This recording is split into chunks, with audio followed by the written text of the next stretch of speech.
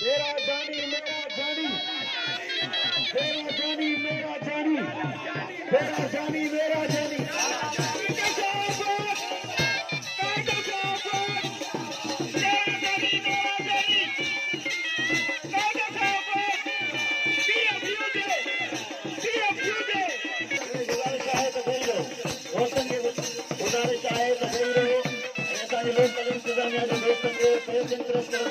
गुजारिश है तो मेहमानों के प्यार असांजे देशगन प्रेस क्लब के दोस्तन के देशगन मिनटा जनम के दोस्तन के गुजारिश है तो मेहमानों के प्यार असांजो मरकज मेहमान सालारे साहब कायदे साहब लाला असद पठान साहब असांजे प्रोग्राम में पहुंची चुको है। देश दिल के गहराई सां भले का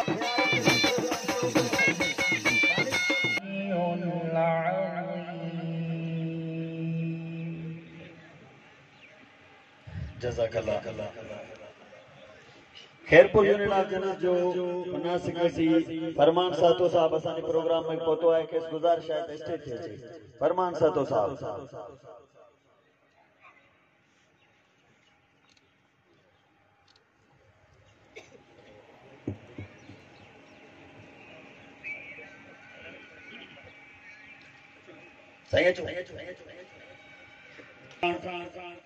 फैज़गंज पहुता है खेन असां दिल जे गहराइनि सां भलेकार चऊं था। असांजी सिंध जी सकाफ़त आहे आयल मेहमाननि जो आदर भाव कंदा आहियूं।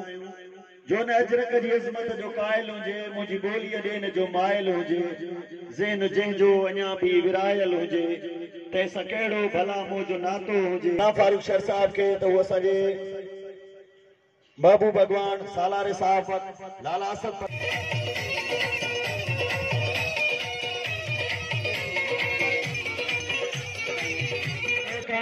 आखेरे जी ओट वतिया सोपल संग सदन जी तंहिंखा तुंहिंजी उम्र वॾी आहे जंहिं आज़ाद गुज़ारियो न आहे मौत बदिले काश न आहे। लाला असद पठान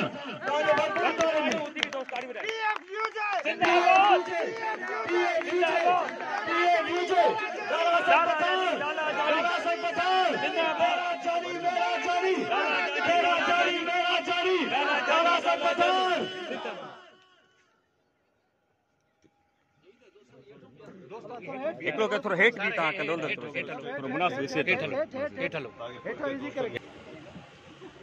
बिस्मिल्लाहिर रहमानिर रहीम।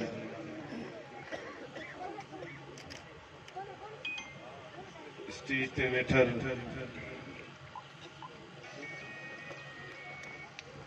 सहाफ़ी अगवान ऐं मुख़्तलिफ़ मकतब फ़िक्र सां ताल्लुक़ रखंदड़ मोज़ज़ीन ऐं हिन पिंडाल में मौजूद कलम जा मज़दूर साथियों, फैज़गंज जा गैरतमंद ऐं बाशऊर दोस्तों, अस्सलाम वालेकुम। दोस्तों, मुखां पहिरियां फैज़गंज जे प्रेसिडेंट अमर शर साहब ऐं सखर यूनियन ऑफ जर्नलिस्ट जे प्रेसिडेंट सलीम सरदो साहब भी तव्हांजे साम्हूं असां सभिनी जे दर्द जी ॻाल्हि कई आहे, छो त असांजो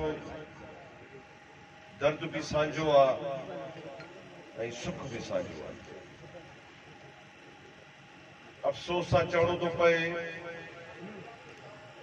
त पाकिस्तान जे ठहण खां वठी अॼु 70 सालनि ताईं हिन मुल्क में असां आहिस्ता आहिस्ता अवामी हक़नि खां मारूम थींदा पिया वञनि, मुख़्तलिफ़ इदारा पंहिंजे हक़नि खां तजावुज़ पिया कनि। कॾहिं पॉलिटिशियंस जी चढ़ाई आहे इदारनि जे मथां, कॾहिं अदालतुनि जी चढ़ाई आहे मुख़्तलिफ़ इदारनि जे मथां। ऐं ईअं ई हिन मुल्क में हक़ ऐं सच जी ॻाल्हि कंदड़, चाहे वो कलम जो मज़दूर साथी हुजे या सिंध ऐं असांजे वतन पाकिस्तान जो वो आम माण्हू हुजे, हर सूरत में आवाज़ दबाइण जी कोशिश थी थिए ऐं इन आवाज़ दबाइण वारियूं क़ुवतूं, चाहे सियासी पार्टियूं हुजनि, चाहे एस्टेब्लिशमेंट हुजे या मीर पीर ऐं सरदार हुजे, इन्हनि जी सोच मुश्तरक आहे, इन्हनि जो मक़सद मुश्तरक आहे। इहे चाहिनि था त हिन पाकिस्तान में रहंदड़ असांजे माण्हुनि खे पीअण जो पाणी छो न आहे। हिन जी ख़्वाहिश आहे त इहे सभु ॻाल्हियूं इन्हनि खां न पुछियूं वञनि, छो त इहे ॻाल्हियूं पुछण सां इन्हनि खे तकलीफ़ थी रसे ऐं तकलीफ़ जो कारण इहो आहे त जेके हिन वतन पाकिस्तान में अरबनि रुपयनि जो बजट वफ़ा खां वठी करे सूबनि ताईं अचे थो, उहो अध खां वधीक त हिननि कामोरनि, सियासतदाननि ऐं इन्हनि खे सपोर्ट करण वारनि जे पेटनि में हलियो आहे। अॼु जॾहिं तव्हांजे हिन निर्णय शहर फैज़गंज मां पक्का चांग मां गुज़री रहियो हुयुसि त वॾो अफ़सोस पियो थिए त चौदगी जेके 4 डिस्ट्रिक्ट्स खे पाण में मिलाए थी, उते रोड न आहे, उतो जी हालत ख़राब आहे। ऐं अॼु बि मां यकीन सां चवां थो त हितों जे माण्हुनि खे पीअण जो साफ़ पाणी मुयसर न हूंदो, हितों जे माण्हुनि खे सेहत जी सहूलियतूं मुयसर न हूंदियूं के पास आसे पासे जे वॾे शहर में वेंदा हूंदा या नवाबशाह वेंदा हूंदा या सखर या खैरपुर, छो न आहे? इन करे न आहे त असांजो पॉलिटिशियन करप्ट आहे, उन सां मिलियल कामोरो करप्ट आहे। ऐं जॾहिं असां आवाज़ खणूं था, असां हिन मुल्क जे 22 करोड़ माण्हुनि जी ॻाल्हि कयूं था, असां उहो दर्द पेश करण जी कोशिश करूं था पंहिंजी लिखण जे ज़रिए, पंहिंजे ॻाल्हाइण जे ज़रिए, पंहिंजे कलम ऐं कैमरा जे ज़रिए, त हुकुमराननि खे तकलीफ़ थी पहुचे ऐं उन तकलीफ़ जी सूरत में कॾहिं पीडीए में बिल जे नाले ते असांजो गलो घुटण जी कोशिश कई थी वञे ऐं कॾहिं मुख़्तलिफ़ हरबनि सां असांजे कलम जे मज़दूर साथियुनि जे मथां कूड़ा केस दाख़िल था कया वञनि, उन्हनि खे दबाइण जी कोशिश कई थी वञे, उन्हनि जे मथां पुलिस जी सिखाशाही लागू थी कई वञे या मुख़्तलिफ़ ताक़तवर इदारनि जो प्रेशर डेवलप थो कयो वञे, त तव्हां न ॻाल्हायो।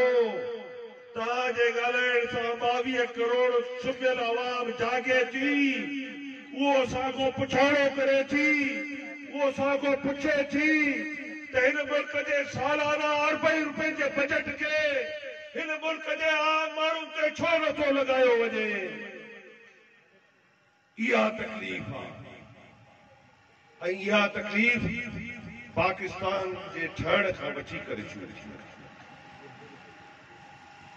जीअं इहा तकलीफ़ वधंदी पई वञे त Pakistan federal union of journalist जे बानी मिनाज बन्ना साहब ऐं उन ज़माने जे असांजे अरड़नि साहिबनि न जेके जेलनि खां झुकिया, न जेके फांसियुनि खां झुकिया, न जेके कोड़नि जे साम्हूं उन्हनि पंहिंजो सिर तस्लीम सरख़म कयो। उन्हनि जो मुतालबो बि इहो हुयो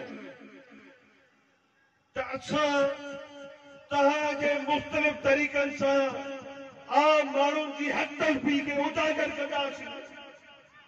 असां तव्हांजे मुख़्तलिफ़ इदारनि ते काबिज़ थियण जी कोशिश खे उजागर कंदासीं।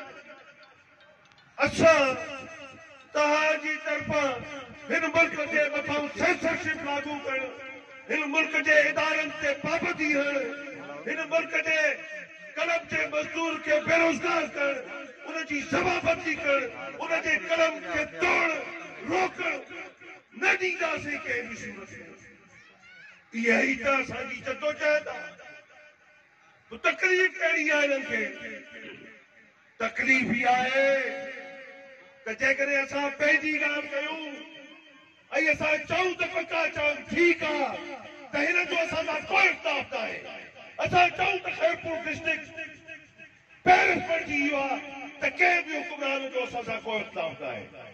असां चऊं त हीउ सॼो पाकिस्तान झरके पियो थो, चमके पियो थो, हितां जे नौजवान खे नौकरी मिले थी, हितां जे आम माण्हू खे साफ़ पाणी मिले थो, हितां जे कंहिं बि माण्हू खे का बीमारी थिए थी उनजो सरकारी अस्पतालनि में तमामु सुठो इलाज थिए थो ऐं असांजे ॿारनि खे सरकारी स्कूलनि में सुठी एजुकेशन मिले थी।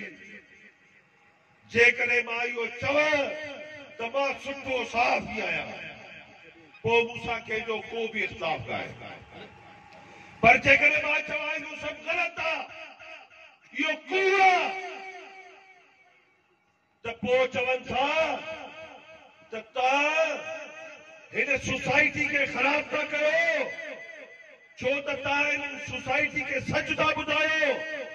तव्हां उन्हनि खे ॿुधायो था त हिन मुल्क जा हज़ारई अरब तव्हांजा हुया जेके अॼु इन्हनि कामोरनि, इन्हनि सियासतदाननि, इन्हनि चोरनि जे गीदे में पिया आहिनि। न सिर्फ़ हिन मुल्क में पिया आहिनि, हिन मुल्क खां ॿाहिरि बि पिया आहिनि। ऐं जॾहिं बि इस्टेब्लिशमेंट जाली तरीक़े सां इंतिसाब जो नारो खणी अचे थी, वरी कुझु अरसनि खां पोइ इन्हनि सभिनी चोरनि सां मिली करे साॻिए तरीक़े सां हिन मुल्क जो वहिंवार हले थो। केसी ताईं हिन मुल्क खे लुटींदो, केसी ताईं हिन मुल्क जे माण्हुनि खे ज़लीलो ख़्वार कंदो। अॼु बेरोज़गारी जो तनासुब किथे बीठो आहे? हज़ारई असांजा वर्कर, साफ़ी वर्कर बेरोज़गार आहिनि। करोड़ई हिन वतन जा, चाहे उन वतन जो नालो सिद्धू हुजे, चाहे उन वतन जो नालो केपी हुजे, चाहे उन वतन जो नालो पंजाब हुजे, चाहे उन वतन जो नालो बलोचिस्तान हुजे, चाहे उन वतन जो नालो गिलगित बिल्तिस्तान हुजे, चाहे उन वतन जो नालो कश्मीर हुजे, चाहे उन वतन जो नालो सरायकिस्तान हुजे। हिन वतननि जा, इन वतननि ते ठहियल इहा फेडरेशन पाकिस्तान केसी ताईं लुटमार के बर्दाश्त कंदो?